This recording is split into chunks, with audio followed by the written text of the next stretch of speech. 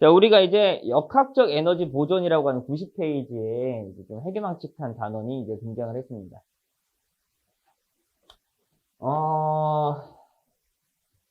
우리가 언젠가는 넘어가야 할 단원이고, 1, 2단원이 내용이 여러분들이 한 80% 정도 할만했다라는 느낌을 받았다면, 지금 등장하는 이 세 번째 단원은 그거의 한 20배 좀 어려워요, 난이도. 아시겠죠?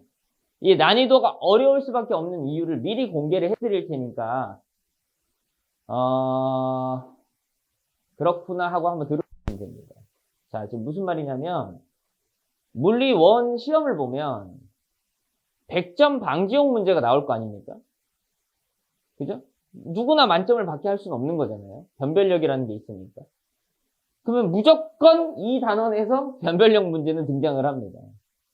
그래서 물리 원 수능 시험을 볼 때 전략이 두 가지 정도가 있는데 나는 저거 하나 포기하고 나머지 20문제인데 20문제 중에서 맨 마지막 20번 문제가 이 단원에서 한 문제가 출제가 됩니다. 그러면 나는 저거 하나 그냥 버리고 19문제에 올인하겠다. 전략 하나. 나는 만점 받겠습니다. 전략 둘. 알겠죠? 하나 정도 틀려도 대학 가는데 큰 지장 사실 있다 없다? 없다. 원하는 대학 뭐 여러분들 어차피 나 서울대가 아니면 안 돼. 이런 거 아니면 갈만하다. 나는 서울대가 목적은 무조건 만점 받아야 되고. 무슨 말인지 알죠? 그리고 19문제 올인하고 한번 잘 찍으면 되지 뭐 한 문제. 뭔 말인지 알죠? 한 문제 잘 찍으면 되잖아요. 그러니까 그만큼 학생들에게 물리적인 큰 공포를 안겨다 주는 단어예요. 여기가. 자, 그 공포를 이해하기 위하여 그 공포가 왜 생기느냐를 생각하려면 우리가 아주 어려운 두 가지의 에너지적 개념을 이해하셔야 됩니다. 그런데 에너지적 개념을 이해한다라는 건 사실 거의 불가능에 가까워요. 왜냐하면 에너지는 형태가 있어 없어. 물론 있긴 있어. 형태라는 게 가지고 있을 수도 있고 형태라고 하는 게 가지고 없을 수도 있지만 어찌됐건 좀 추상적인 생각을 가질 수밖에 없다라는 거야.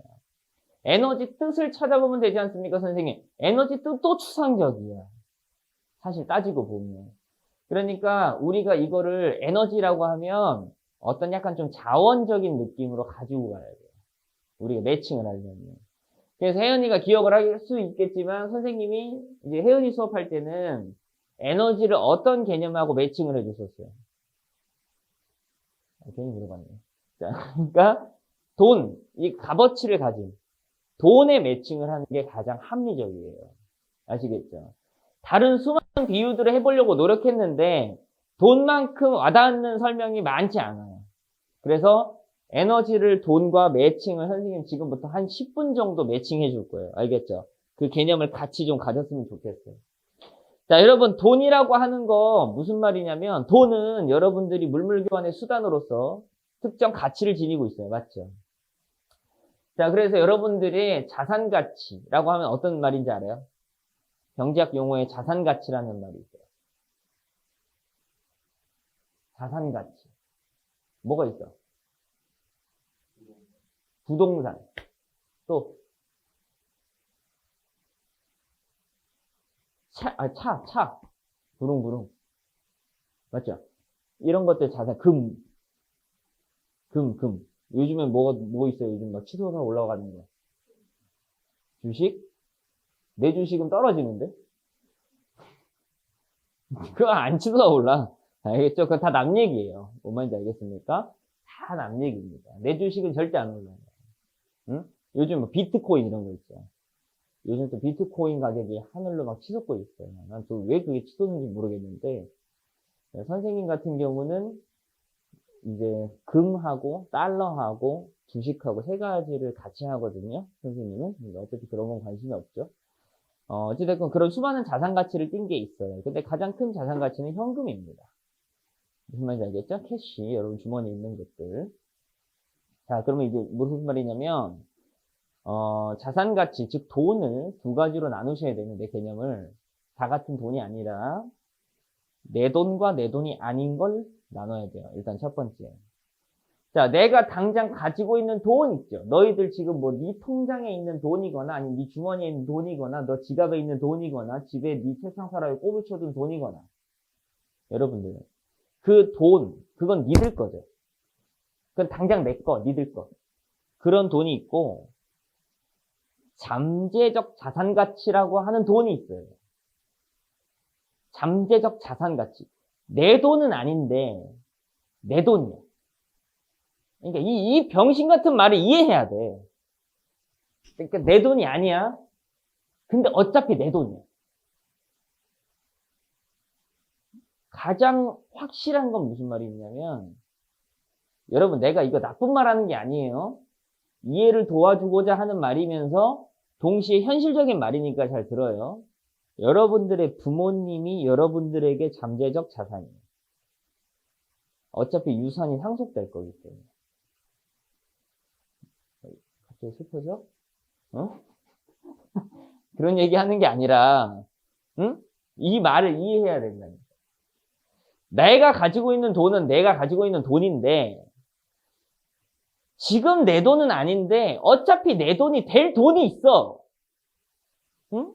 그게 잠재적 자산 가치로서 여러분들의 부모님, 선생님의 부모님의 재산이 됩니다. 여기 형제입니다. 훌륭하다. 알겠죠? 여러분, 내가 나쁜 말 하는 게 아니에요. 알겠죠? 나는, 우리 형제 셋이다. 셋 이상. 막내냐? 잘해드려라. 알았지? 네가 고생해야지. 맞죠? 화이팅해. 어차피 여러분 머나먼 이야기지만 그럼 봐봐. 부모님이 가지고 있는 재산은 지금 당장 내 돈은 아니죠. 당장 내 돈은 아닌데 먼 훗날 어쩔 수 없이 이제 부모님께서 돌아가시면 그 부모님의 재산이 상속이 된단 말이죠. 3분의 1이 될지 아니면 너에게 많이 갈지는 나중 문제고 어찌됐건 상속이 되니까 그 상속될 양이 너희들한텐 잠재적 자산 가치로 돼 있는 거예요, 지금. 무슨 말인지 알겠어요? 응? 쉽게 말해서, 여러분, 이제 내가 돈이 필요하면 은행에 가서 뭘 받아요? 대출을 받죠. 그럼 대출을 한다는 건 돈을 꿔준다는 얘기잖아요. 맞죠? 그럼 은행에서 뭘 보고 돈을 꿔줍니까? 그 사람의 잠재적 자산 가치로 판단하는 거예요. 알겠어요? 그 사람의 잠재적 자산 가치로 판단하는 거라고. 그러니까 예를 들어서, 뭐, 선생님이, 예를 들어서, 여러분들하고 딱 요거를 좀 매칭을 하기 위해서 좀 억지를 피워보면, 선생님이 명절마다 친척 어르신들 찾아가가지고, 안녕하세요, 안녕하세요, 막 갑자기 이지랄 해. 해가지고, 감사합니다. 이렇게 해가지고, 예를 들어서 이렇게 용돈을 받을 수 있는 거잖아요. 내 나이 때 그러면 안 되지만, 여러분들 그럴 수 있는 거잖아요. 그래서 명절 때 예를 들어서 한 100만 원 정도 모인다 쳐. 그래서 내가 근데 100만 원 명절이 아직 좀 멀었어. 예를 들어서. 그래서 선생님이 은행을 너희들 은행을 가서 말도 안 되긴 하지만 은행에 가서 제가 그 지금 돈이 좀 필요한데 제가 3달 있다가가 이제 추석이라 그때 제가 한 100만 원 정도 평균적으로 용돈을 받거든요. 제가 지금 미리 50만 원만 그때 드릴 테니까 50만 원만 빌려주세요. 미쳤습니까? 그걸 뭘 믿고 빌려줘요? 당연히 그렇게 생각 들잖아요. 맞죠? 근데 이렇게 되는 거예요. 가가지고 우리 가족 서류를 떼요. 그래서 우리 가족 중에 엄마 아빠가 있다는 걸 확인을 시켜줘. 그리고 우리 엄마 있죠? 또는 아빠 있죠? 엄마 아빠가 뭐 예를 들어서 둘 다 뭐 두 분 다 뭐 예를 들어서 사회적으로 평균적으로 보면 뭐 아빠는 판사고 엄마는 의사야 라는 그 증명 서류를 또 같이 가져가. 그래서 부모님 몰래 이런 거는 없어요. 이런 경우는 없어. 오해하지 마. 또 은행 가지 마. 그러니까 가가지고 자 우리 가족인데 우리 엄마 이거 우리 엄마 이렇게 사인해준다. 왜냐면 너희들이 50만 원을 안 갚아도 어떻게 할 수 있어? 부모님한테 전화하면 되죠. 부모님이 50만 원을 벌 수 있다라는 충분한 값어치가 증명이 됐습니다. 그지? 그러니까 그 잠재적 자산성을 보고 너희들한테 돈을 빌려줄 수 있다. 뭔 말인지 이해가? 응? 그러니까 잠재적 자산이라고 하는 개념은 어떤 개념이냐면 내 돈은 아니지만 어차피 내 것처럼 행동할 수 있는 것을 말해. 근데 내 건 아니야. 근데 어차피 내게 될 거지. 근데 내 건 아니야. 근데 어차피 내 건 될 거야. 당장 내 게 아니라는 거야. 알겠죠? 내 게 아니지만 내 거인 것 같은데 내 게 아닌 그런 에너지가 있어. 그걸 우리는 뭐라고 하냐면 포텐셜 에너지라고 해요. 무슨 말인지 알겠니? 그걸 무슨 에너지라고 한다고? 포텐셜 에너지라고 한다. 포텐셜 에너지. 포텐셜 에너지를 만들어내는 능력자가 중학교 때는 위치 에너지라는 게 있어요. 들어는 보셨을 수도 있습니다. 6.8 mH 해가지고 좀 세뇌당한 게 하나가 있을 거예요. 중학교 때 위치 에너지라고 하는데 그게 고등학교로 올라오면 중력 포텐셜 에너지라고 명칭이 바뀌게 됩니다. 자, 무슨 포텐셜 에너지라고? 중력 포텐셜 에너지라고 말을 해요. 그런데 고등학교 2학년으로 고등학교 물리 2로 딱 가면 사실 미안해. 중력 포텐셜 에너지만 있는 게 아니라 산성 포텐셜 에너지도 있어. 라고 하나를 더 공개하게 됩니다.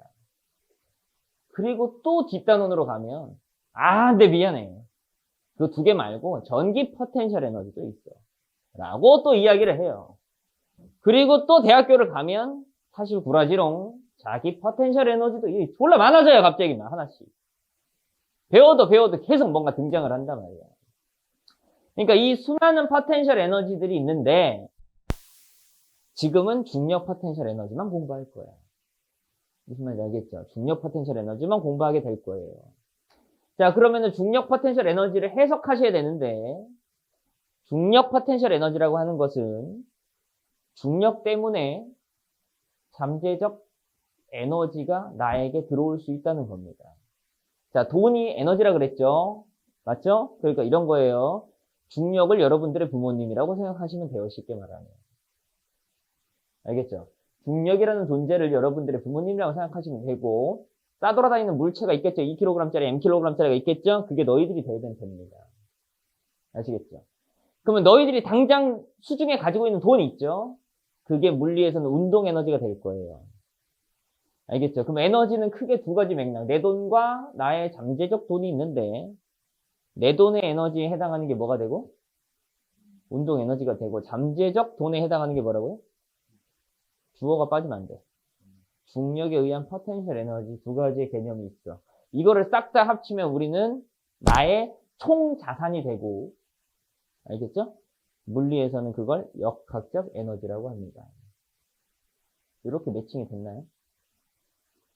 이게 별 도움은 안 돼 보이지만 이미지를 잡아내는 데 있어서 가장 훌륭한 도구라고 선생님이 생각을 하기 때문에 좀 주저리 좀 떠들어 봤어요.